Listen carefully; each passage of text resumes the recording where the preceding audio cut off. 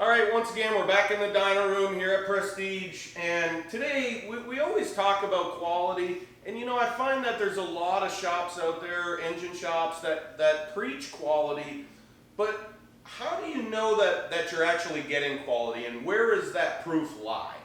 So we just wanted to take a moment here and show you on this particular engine package the tidiness, the quality, the attention to detail, and that's really why we do these videos.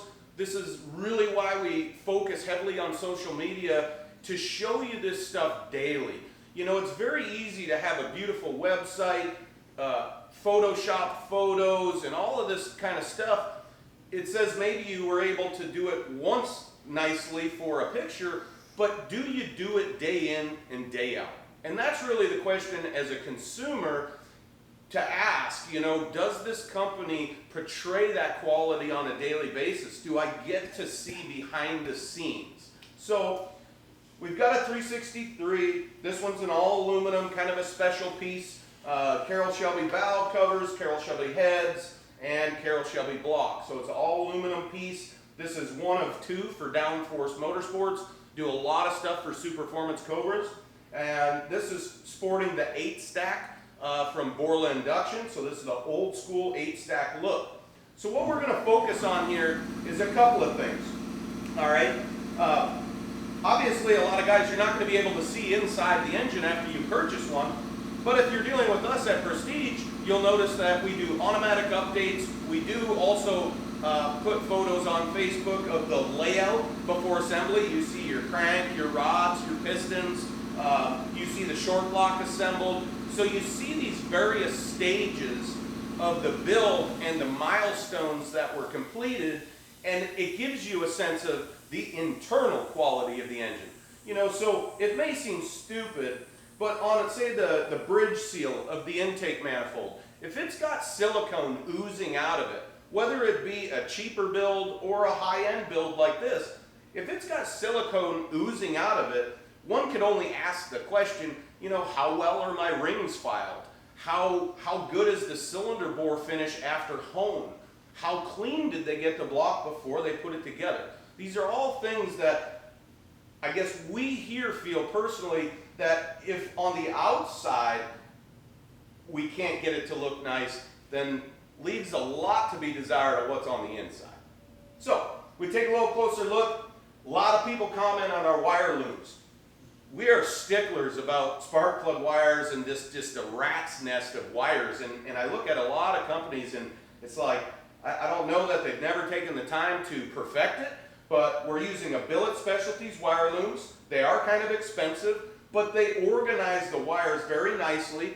We have to be strategic about how we put the distributor in to get them to all lay the way that we want them.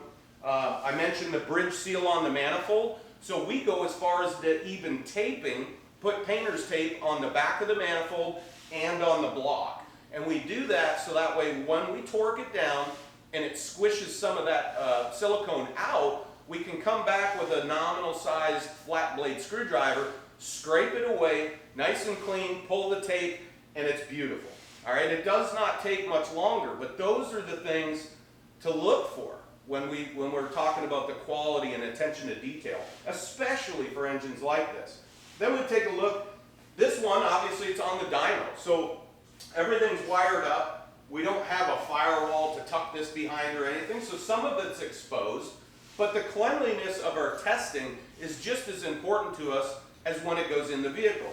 So the 8 stacks, we've showed you this before, they have basically 8 leads coming from each throttle body, or I should say 2 leads from each, so 8 total. What this is normally they've got a plug-in for every single injector, so we got 8 plugs, which just is messy at the back of the engine. We take the time to trim that down, go ahead and pin in the proper connector from Holley so it can plug directly into the Holley harness.